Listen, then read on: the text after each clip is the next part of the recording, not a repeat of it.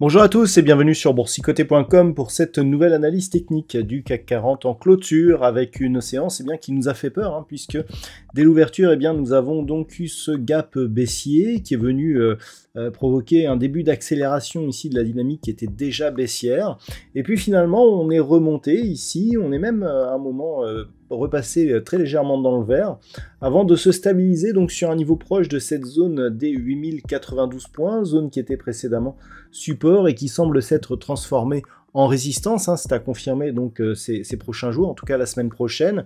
Et donc au terme de cette séance, le CAC 40 clôture juste au-delà à 8094,97 et perd tout de même 0,09% par rapport à la clôture de la séance précédente. Alors concernant le gap, je vais y revenir, mais en tout cas on a des signaux qui valident la poursuite donc de la phase de consolidation.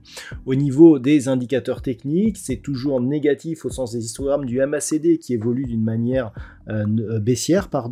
Au niveau du RSI, on est toujours sur une neutralisation et toujours des volumes très faibles, nettement sous la moyenne, à l'image de toute cette semaine. Alors ce qui est intéressant, c'est que effectivement, nous avons ici une phase de consolidation qui n'est pas nourrie d'une conviction forte. Au contraire, on le voit, ici ça descend tout doucement, c'est accentué ici par les versements de dividendes, mais grossièrement, le fait qu'il n'y ait pas de volume nous indique qu'il n'y a pas de vrai mouvement de fond, ou en tout cas de gros programmes vendeurs sur le marché. Au niveau du palmarès des valeurs, alors nous avons tout de même quelques belles hausses aujourd'hui, à l'image notamment de Renault qui gagne 5,21% sur cette séance, c'est la plus forte hausse, suivie de Téléperformance, plus 2,35%. Derrière, certaines valeurs comme Bouygues, Schneider Electric ou Stellantis sont sur des hausses proches de 1%. Au niveau des plus fortes baisses, Edenred perd 1,54%, suivi d'Airbus, moins 1,34%. Derrière, Eurofins Scientifique, Thales ou Pernod Ricard sont là aussi sur des baisses inférieures. Donc on voit un marché assez équilibré. D'un point de vue chartiste, ce qui est intéressant ici, c'est le comblement de ce gap que nous avions eu le 8 mai, mais je vais y revenir dessus car il y a un petit détail technique qui n'est pas visible sur ce graphe et qui peut apporter un autre point de vue. En tout cas, toujours est-il que on a cassé cette zone des 8092 points, nous avons donc un objectif intermédiaire ici à 8030 et potentiellement en cas de poursuite des objectifs tels que 7975 puis 7910 points. On est passé sous la moyenne mobile 20 exponentielle et donc on est clairement sur une tendance qui est en train de changer, même si d'un point de vue un peu plus moyen terme, on s'inscrit ici dans une phase de neutralisation, mais on le voit, si on cassait cette zone ici des 7910 points, là la configuration changerait radicalement. Alors je vais revenir sur cette configuration, mais avant cela, je vous propose de regarder ce qui se passe sur le point de vue hebdomadaire. Tout ça pour nous montrer que nous avons donc ici une première phase de hausse, une phase de consolidation assez mesurée. On remonte ici chercher donc la même zone de résistance et on consolide. On le voit, cette phase de consolidation d'un point de vue moyen terme, elle se fait toujours largement au-dessus de la moyenne mobile 20 exponentielle. On a ici des cours qui montent rapidement et qui descendent doucement, donc on voit qu'on est plutôt ici sur une dynamique haussière. Et de toute façon, depuis cette impulsion, le fait que l'on soit au-dessus des moyennes mobiles, même si on a eu ici une phase de consolidation court terme, on reste plus ou moins dans une influence qui reste donc assez positive. Au niveau des indicateurs techniques, ça s'équilibre au niveau des histogrammes du MACD sur cette configuration. Le RSI est toujours sur une trajectoire de sortie de la zone de surachat.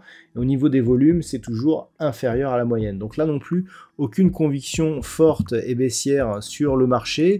Au contraire, le chartisme ici nous indique plutôt une poussée haussière, des contacts ici sur la bande de Bollinger supérieure, donc sur cette unité de temps hebdomadaire, une phase de consolidation qui ne revient même pas au contact ici des moyennes mobiles, et un retour ici avec de nouveaux plus hauts, même si au niveau de l'amplitude, ce n'est pas énorme. Alors concernant l'amplitude, je vais revenir donc sur la vue en daily pour donner un peu plus de détails, et aussi je vais vous reparler de ce gap ici du 8 mai. Alors, Observez bien là ce qui se passe au niveau du gap du 8 mai et cette zone ici des 7910 points.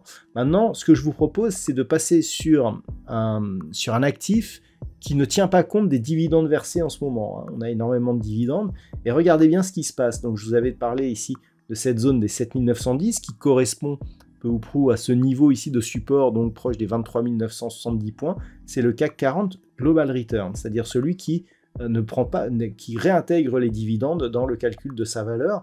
Et là, qu'est-ce que l'on observe? Eh bien, c'est que la configuration, elle change du tout au tout. Déjà, regardez ce gap du 8 mai. Il n'est pas du tout comblé. Même avec le gap baissier que l'on a eu aujourd'hui, eh bien, on est toujours au-dessus de ce gap. Si on réintègre les dividendes, on a ici une poussée sur la bande de Bollinger supérieure et un retour sur les moyennes mobiles, et notamment sur la moyenne mobile 20 exponentielle. On reste au-dessus de cette zone ici des 24 960 points. Et donc, globalement, on a un point haut significatif qui est bien au-delà de la zone des points hauts que nous avions eu en début avril. On a donc une amplitude qui correspond peu ou prou à 100 points d'écart si on le ramène en proportion à la valeur du cash. Et on revient ici consolider sur les moyennes mobiles. En cela, on est assez proche de la configuration du DAX que je vous invite à observer sur l'analyse technique des indices mondiaux. Donc, globalement, on est ici sur une phase d'impulsion qui a marqué donc de nouveaux plus hauts, qui consolide sur les anciens plus hauts, et quelque part, c'est une dynamique qui reste haussière. Et on le voit, là aussi, pour le retournement de la tendance, il faudrait casser ici cette zone de support qui correspond ici à la zone des 7910 points. Donc on le voit, cette phase de hausse ici qui est tronquée ne l'est que par l'effet de calcul que nous avons sur l'indice parisien. Mais globalement, en termes de valeur, on est toujours sur une tendance haussière, ce qui va bien donc et ce qui confirme le fait que nous avons ici une phase de consolidation avec très peu de volume, et même si on est sous les moyennes mobiles ici sur le CAC 40, sur le cash, eh bien on ne doit pas oublier que s'il y avait les dividendes, on serait au-dessus et que l'on n'aurait toujours pas comblé ici cette zone de gap. Donc voilà, ce détail a une importance, mais du coup il explique un petit peu l'orientation haussière que je conserve sur cette configuration, même si on a cassé la moyenne mobile 20 exponentielle, et que globalement, tant que l'on ne casse pas ici 7910 points, et bien malgré cette phase de temporisation, la tendance de fond reste positive et qu'un retour ici au-delà de la zone des 8145 points commencerait à valider. C'est donc ce qu'il faudra regarder pour cette semaine. Voilà donc ce que l'on peut dire sur cette configuration technique donc pour ce vendredi. En termes de statistiques, la configuration statistique que nous avons aujourd'hui ne nous permet pas de donner une autre orientation que celle que nous avons eue il y a maintenant 2 jours, puisque celle d'hier était pareille, c'est-à-dire on avait très peu d'occurrences. Donc on a ici une possible poursuite, voire un ralentissement de la phase de consolidation en début de semaine prochaine, et en milieu de semaine prochaine, des velléités haussières qui commencent à apparaître. En tout cas, c'est ce que nous indiquent les statistiques dans des configurations similaires à celles que nous avons actuellement. Voilà donc ce que l'on peut dire sur le CAC 40 pour aujourd'hui. Je vous souhaite de passer un très bon week-end. On se retrouve dès la semaine prochaine pour d'autres analyses techniques, toujours sur le site boursicoté.com.